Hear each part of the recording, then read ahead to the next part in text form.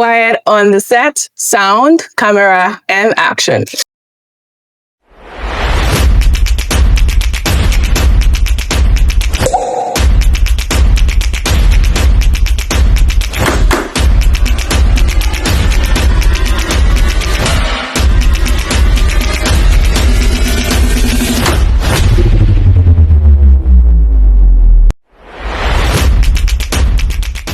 On the first episode of Behind the Film, The Why Behind, I sit down with my friend, filmmaker and director Sophie Ike, as we talk about everything that led to the making of G Media's first ever flagship project, Be Still, a film by yours truly, Grace Ogundoju. Girl. Okay. To be very honest, I'm really grateful that you're doing this with me. Thank you so much, because I feel like Be Still is a project that I need to let it out. There's a lot that went into the making. There's a lot that truly inspired me to do this. And I feel like I just didn't want to just move on from it. There was so much that went down, and I wanted to have a proper conversation to let people know what really goes down behind every single project that we do here as a company. And I'm so grateful that you're doing this with me. I'm glad to be here. So, just a little backstory. Yeah. I shot Be Still in September 2025, and it was a really serious season. So I'm really excited about this conversation. I want to let it out. So, the floor is yours. So let's talk about Be Still. What was the vision behind the film, and why were you led to tell this particular story? Okay, I don't think I can answer this question without a little backstory. So September, or generally the year 2024, is a year I will never forget for a whole lot of reasons. A lot of things a lot was going on during that time, and I felt like God was interfering in every aspect of my life. Everything that, I feel like, this is what I want to do, and there's like a little bit of resistance. And going into 25, a lot of things were changing, including my local assembly. God was like, okay, he took me from something I was used to and led me somewhere else. And going into 2025 as like a church, as a local assembly, we're working with the theme legacy. It was supposed to be a year of legacy as a church. And the thing about legacy is it connotes a sense of doing, like you have to do something. But one thing I realized was that for every time I went to like my personal prayer place, asking God that, okay, what's the roadmap for the year? What is this year going to be? There was nothing that indicated any sign of anything big happening to me. All I just kept hearing was, Grace, be still. Like, literally, there's a lot of noise around you. Be still. And I was like, come on, we live in a very fast-paced world, like, especially when you have like dreams and ambitions and things that you aim to achieve. It's really not easy to be still. But for every time I went there, I just kept hearing that word. I think it's in Psalm 46 verse 10, be still and know that I am God. And it was not really an easy season because I had dreams, I had goals, I had things I wanted to do. And it just felt like for every time I tried to do things my own way, there was a form of resistance that was beyond me. So I entered 2025, still hearing Be Still. At that time, I was still at the Nigerian law school. So I was prepping for my bar final examinations. I wrote it, got back to Lagos, still job hunting. Like, it was a very crazy season. Like, I was like, what's going on? And the funny thing about that season was, it felt like everybody around me had life figured. Everybody around me knew what they were doing. Like, I had friends that would just come and say, I got this offer from this firm. I got this job here. I got this. And I was like, God, please now, what about me? So I was just like in this season where God wanted me to silence the noise and truly trust and surrender. And it was not easy at all. And then in April of 2025, one day I was just going through my notes app, because normally I write my notes app is like, I'm always writing there. Anything that just comes, it's there. So one time I think I was praying and God was like, this really interesting season you are in, I want you to make a film about it. And I was like, at that time, I wasn't even, like I wasn't a lot of things that have happened post Be Still are not things I have planned. So at that time, I wasn't thinking of starting a company. I wasn't even thinking of doing anything film. I had just finished from law school. Exactly. Of course, you finish from law school. What's next?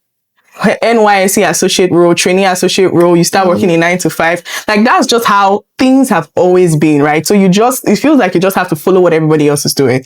But he was like, okay, you need to make a film about this. You need to document this. And I said, I've never written a script before, but still, I had never done anything film related. Maybe talk show related when I was in uni, but not film related. And I just started developing. At first, it came as a spoken word piece, to be very honest. It didn't even come as a film. I just had this whole spoken word idea.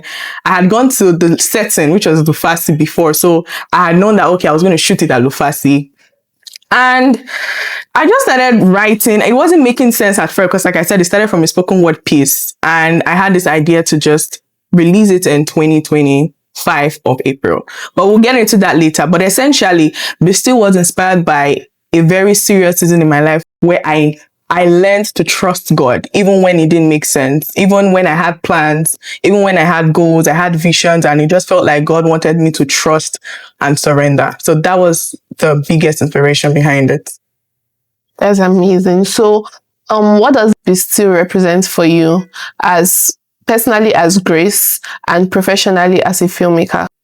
Okay, for me as Grace, I think that going through that season it changed something inside of me that I feel like I used to be someone that genuinely I want to know how things go. I really like clarity a lot. And sometimes it's so easy to make an idol out of clarity. It's very easy because it's one thing to want to control the outcome of something, but it's another thing to just want to know what to do. So for me personally as Grace, it taught me how to truly just let go. Like, you can have all this 1 billion grand plans, but it taught me how to let go, how to silence. Even now in my personal life, when I can sense that there's a season where I just have to just take a break, it takes nothing for me to do that because I went through I'm talking between January of 2025 and September. So that 8-9 months of stillness did something to me. So as a person, it has taught me how to just truly fine tune and just align whatever I want to what God would want for me. Because it's one thing to, have these plans, have all these ambitions. But one thing I always ask myself is that, okay, is this in alignment to God's will for your life? Because for me, that is really my biggest inspiration to do anything. Yeah. So as a person, it has taught me to truly trust and truly surrender and truly just let go and let God. And professionally, as a filmmaker, as a producer, no matter what happens, no matter where life takes me, Be Still would always have a special place in my heart because it's my first ever short film. It's the company's first ever short film. It's my first attempt at doing this. It's like, okay, my step of faith, my leap of faith. So it's a project that would forever remain immortalized in my heart. I would never forget it ever. Yeah, so this was your first ever short film. Yeah. You directed, I co-directed with my, shout out to Timothy, by the way. I wouldn't have done this without him. Shout out to my co-director, Timothy Olisa.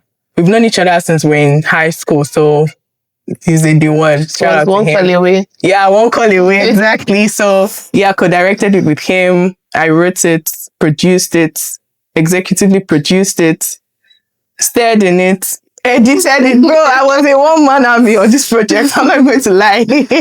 Yeah, so it was. Since that was the first time you were doing that kind of project, yeah, alone, not alone, but only just me and Timothy. Yeah, yes. But you did majority of the work. So what did that whole process teach you?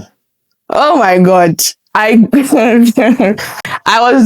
was working on Be Still during a time where my 9 to 5 was like very intense. So it was really something, to be honest. But I think the good thing about it is I naturally am a multitasker. I think it's a superpower, something I'm grateful for, the ability to multitask, because that really helped. But I knew one thing I would say is that thank God for 1 or 2 acting skills up my sleeves, but I really do lean into the producing, coming up with the idea kind of things. But I think Be Still was a project that I knew that I had to be 100% fully involved in.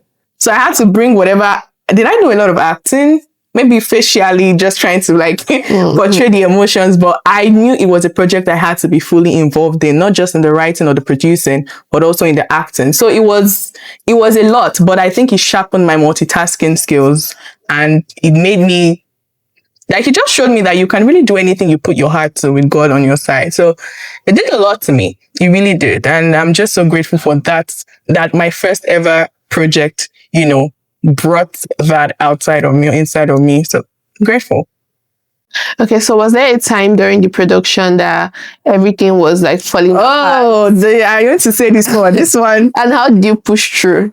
The first footages we did got lost. What happened if that was real? Like, it was nightmare. I'm telling you, it was not even funny. Like, I remember when Timothy, oh God. I remember when Timothy told me, I was like, what? Because the thing is, I had shot the still sometime in April. I wanted to release it on my birthday, April 30th of 2025. So I had planned that after law school, after I write my bar final examinations, okay, I was going to do this film. Like, I had a whole plan. Then April 7th, that was when I first started conceptualizing it, writing out the ideas and everything. And I was like, okay, before April 30th, I'm going to release this project. And then I don't even know what happened. Something led to something, and Timothy he was supposed to transfer it to me. I can't remember what happened during that time. The devil was really moving really funny. And then he just told me that, girl, the footages got lost. And the funny thing is, the app we use, the editing app we use, it has this 30 days, you can still recover. I looked for, bro, I didn't see it in the trash. I've never seen that kind of thing before. It got lost, and I was just like, okay, I'm not doing this anymore. I'm done. But I did not have peace of mind. I think that's why one of the things that inspired me to like do this behind the film, because I need to let everyone know that I literally didn't have peace of mind. God was like, you need to do this stuff, girl. Like, you need to do it again. If you fall, you rise up again. So that was between April and August. And then my job became very intense, and it felt like I couldn't keep my head above the water. So at that time, I was just like, okay, focused on my job. But there was just, when this is your path. This is honestly what God will have you do, even beyond any other thing. Yeah. So I was just like, okay, the same clothes I wore, the same outfit I wore, was the same outfit I wore. The same. Was it planned, or it was just a coincidence? It wasn't even a coincidence. It was just like, you know what? I'm going to do this thing again. I'm going to not let this one setback hold me from doing this. So I wore the same white outfit I wore. I think the only thing that changed was my hair. My hairdo was different. And I think the first Bastille that we shot was not, I think I wore a little bit of makeup. But this one, I just came in my natural element. No makeup, just my hair done. I think a red earring and just my white outfit. But I can tell you something for free, that the version of Bastille that we have is better than a million times. Like, in retrospect, I'm grateful that version got lost. Oh. So that was one major setback. And then another one, I think creatively, was I couldn't stop writing because there was a particular song I was listening to when I was writing Bastille, Constant by Maverick City Music. That was like the biggest inspiration. The instrumental of that song is so beautiful that when I heard it for the first time, I just started writing. So because I had listened to Constant so much, I couldn't listen to songs like a normal person anymore. And although it sounds like a good thing on the surface, it's really not, because it can lead to, like, if I listen to a song now, there's just like inspo to write, inspo to create. This is where your mind is as a creative. And sometimes you need to actually take a chill pill and like let it rest. So I think those are two major setbacks, but that one was really something, because work was intense. It felt like I couldn't handle both at the same time. But I'm grateful that I pushed through and refilmed it. And I'm so grateful for the final version of Bastille that exists. Every time I watch it, I'm always like, wow, God, thank you that I actually did this. Thank you. Okay, you mentioned that you had the divine instruction to start G Media in 2023 and again in 2025. So what did that moment of clarity feel like? I mean, like I always say, starting G is just honestly a step of faith, because I mean, when I wrote it down in 2023, I didn't even have the name of the I just knew that there was going to be an outlet fully dedicated to this. So I just wrote it down in my notes app and just kept it moving. I knew that my role was going to be, producer, writer, yes, founder and all of that, but I didn't have the name of the company or anything. So it's funny because this still was in its post-production phase in September of 2025. So that month was very heavy because I was getting called to the Nigerian bar that same month. So 6th September I was editing because I knew that, okay, this project has stayed too long. It needs to go out like one way or the other. And then God was genuinely like, okay, go back to your notes app and look at what you wrote in 2023. And I went back, I was like, oh, I wrote this. It was like, yeah, start. Like, it was just very like there was no room. Normally, I am someone who tries to process stuff. Like, I always want to like, okay, how am I going to structure? You know, I want to do this. How, when, why? But it was so clear. It was like, you don't have a choice. You have to start this now. And this project would serve as the company's first ever flagship project. So that moment of clarity was I would say it was very clear. It's not something that I had to overthink. I didn't have the time or even the grace to overthink. It was more like, you don't have a choice. You have to do it. This is like a command. Like, the capital is truly go. So, I mean, it was just very clear. And I think for the first time in my life, I can say this is one of the few things that I have done that I did not overthink. While I would say, yes, I had questions because there was a whole lot going on. Like, okay, how shall these things be? That day, I went on Instagram. I opened the company's Instagram page. Like, I just started moving like, okay, I had gotten like a template. Like, you are supposed to start this thing 5 months ago and this is the time. And I'm grateful that I did that for the first time in a long while. Like, there was no room for overthinking. It was just go. So it was a very clear, you know, sometimes you feel like clarity is unclear, but this was clarity that was clear. I just either had the choice to do it or not. So you edited Be Still yourself? Yeah. Oh my God. I did. I did. What was your honest reaction when you saw the final cut? Honestly, I would say relieved. I was like, okay, finally, because I would say livid. I was really just not happy when the first version got lost. So I would say my first reaction was relief. Like, okay, this is now a reality. This is not something in my note app. This is no longer a script. Like, this is real. Yeah. But I would also say I felt happy, genuinely, because anytime I watch, I was watching it 3 days ago, and I was just like, how? Because I had never done a film like this. Like, I would say Be Still, G Media, both of them together are like huge steps of faith, acts of faith. Like, just what's the worst that can happen? Kind of like, what's actually the worst that can happen? Like, people will laugh at me. Nobody's going to come and beat me. Do you understand? Yeah. So it was really just a serious act of faith. But I felt relieved. I felt very proud. I was watching it from the lens, because one thing that I would say to filmmakers and even as a producer, I tell myself, sometimes don't watch your stuff from the lens of I did it. Watch it from the lens of a third party, from someone who can just say, okay, they are scrolling through and they're like, they see this. How do you think they would feel when they see that? Yeah. So I had people tell me, Grace, thank you. I felt like I was losing my mind. I thought I was the only one that felt like I was in this season where nothing seems to be happening from. You know, a lot of times when you are in that season where it feels like your life is not popping or your life is not going great, and then every other person around you seems to have something going on for them, it's so easy to just feel like unloved and feel like, oh, more, what am I even doing? Like, behind. So hearing people just tell me that they felt seen made me happy. But I felt really relieved and very proud. Like, this actually came. It was really beyond what I imagined, because I had never edited at that level before. Film.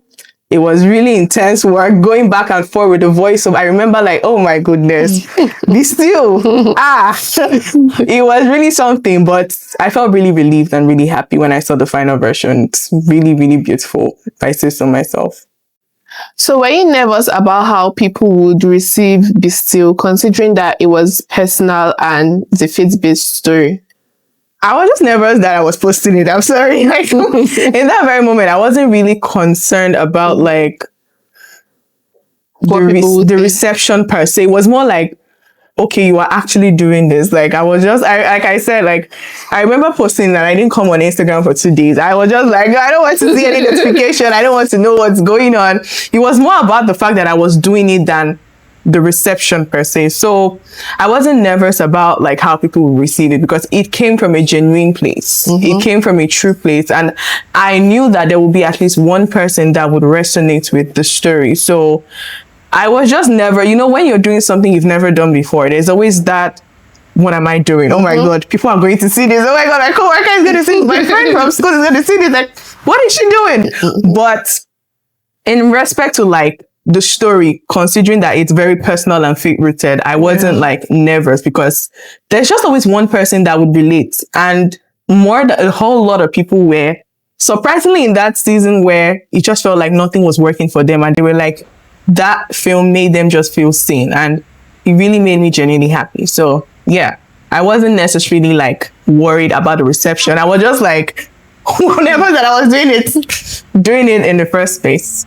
Yeah. Okay, so as a filmmaker, what kind of impact do you want your film to leave on people? I remember answering this story in this or that game I played one time, one video I filmed for G Media, but I think as a filmmaker, I really want my stories to really mean something. It's very important that it carries substance, carries meaning. Like, I want you to watch anything from Grace Ogunoju, whether it's a film or a documentary or anything, and you feel like, wow, I feel seen. Like, wow, thank you, Grace, for telling this story. I want it to really mean something. I want it to really inspire people. The mission statement of G Media is, G is a company with a mission to tell stories that awaken and amplify voices that inspire. And I want my stories to do exactly just that, to truly inspire people, awaken something inside of people, transform people, and just truly carry depth and substance. Something that will just leave a lasting impact on anyone who watches it. Yeah, that's the kind of films I want to tell. Okay, so you're building a career in law, and you're also pursuing filmmaking. I get this question like a lot. How do you navigate that? It's like my most frequently asked question. And on some days, I don't even, to be very honest, I just feel like when doing media, I am so sure that I have doubted a lot of things in my life. A lot of things I shouldn't have even had doubts on. But I don't think I've ever doubted that this is what I am here to do. It's more than just a hobby. It's more than just a 5 to 9. It's more than just a get rich quick scheme, right?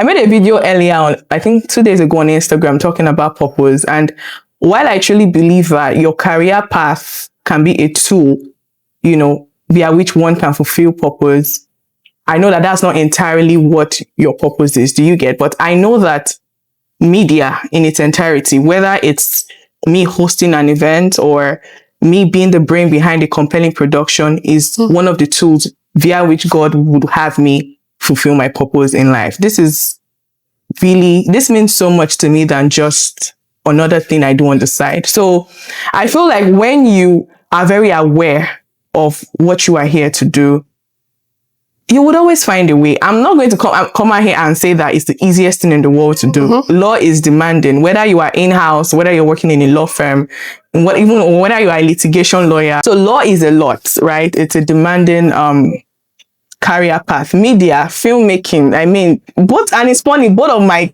jobs require my mind.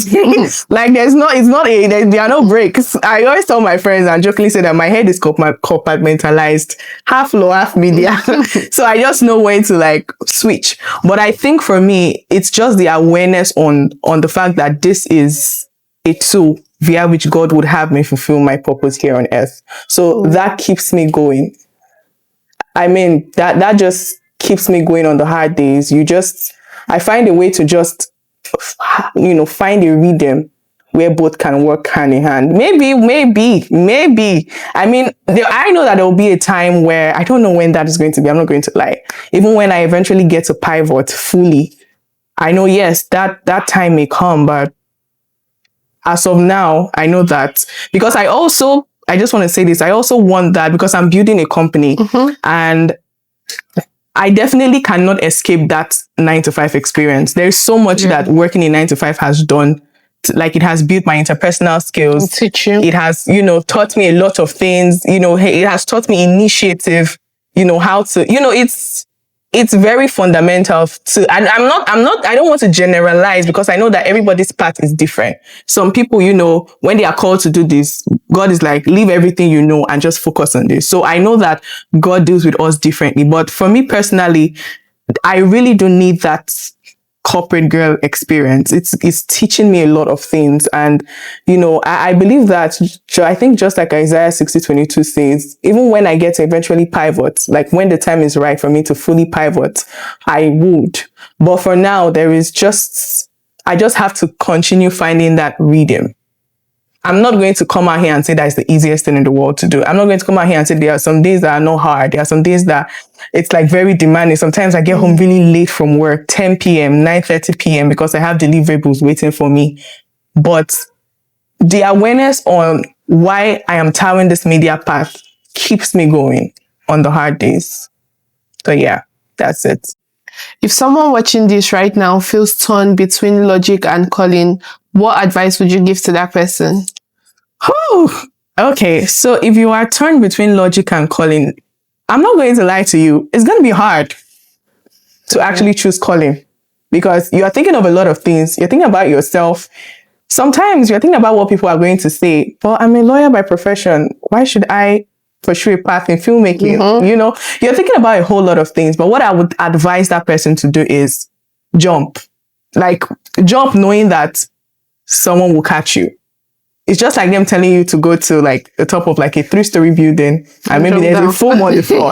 Because the truth is, I don't know if I can't speak for everybody, but for me, I know that I would have felt a huge sense of unfulfillment if I did not tell this path. I would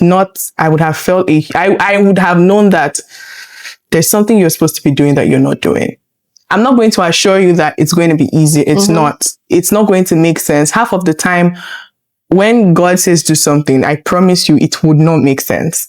Ask anybody, ask Noah, ask Moses, ask Esther, ask Jonah. There are a lot of people, there are a lot of examples. It would not make sense. But if you are torn between logic and calling, like you said, jump. I would advise you to jump, because you would feel a deep sense of unfulfillment if you are not in alignment with what he would have you do.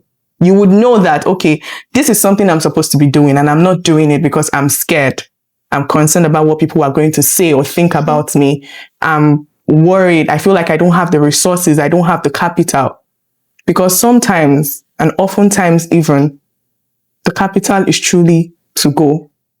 Clarity, yes, will come on the road. I think there's this slang we all say now, a moving man would always meet his luck. And that would be my advice to anyone watching this who can relate. Jump and have it at the back of your mind that God will catch you.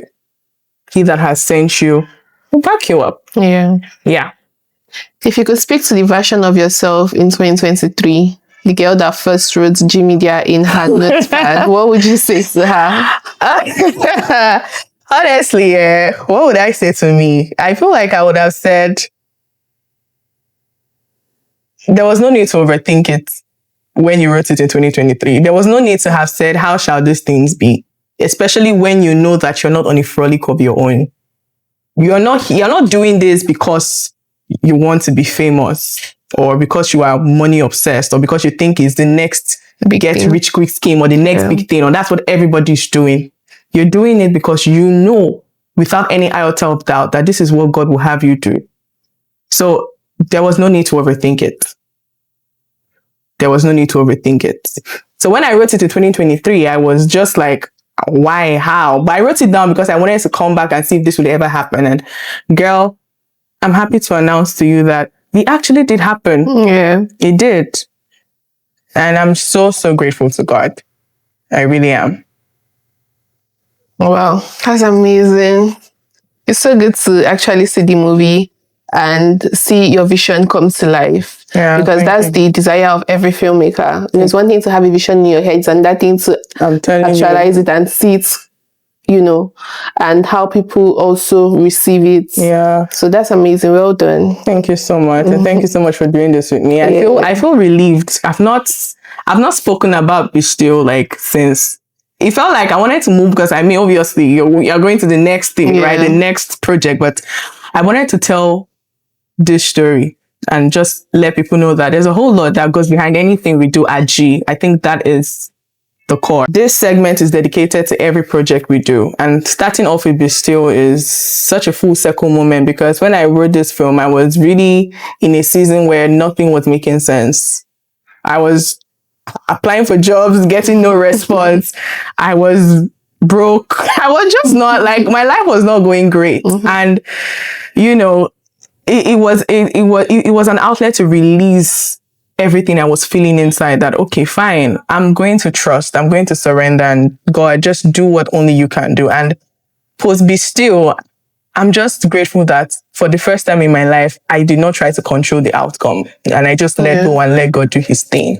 So thank you guys for watching. This is Behind the Film. This is Sophie. I met Sophie. I feel like we need to speak about how did we meet? Although it's off brand, but we need to speak. We met at Nora's private screen. Yeah, shout out to Nora for that incredible event. I left that event so inspired. I don't know who needs to hear this, but at the beginning of your career, you're going to be working with your friends a lot. Shout out to everyone here. Jeremiah, Lala is actually watching Chelsea match as it's filming this. I'm telling you, this is going to be in this video. He's watching a match, best in multitasking. And Okwe, my namesake, who is also here behind the scenes, and Lauren went out, but shout out to you guys. You guys are not seeing them, but they are, without them, this would not happen. I just have to say it. So thank you guys so much. God bless you for being here.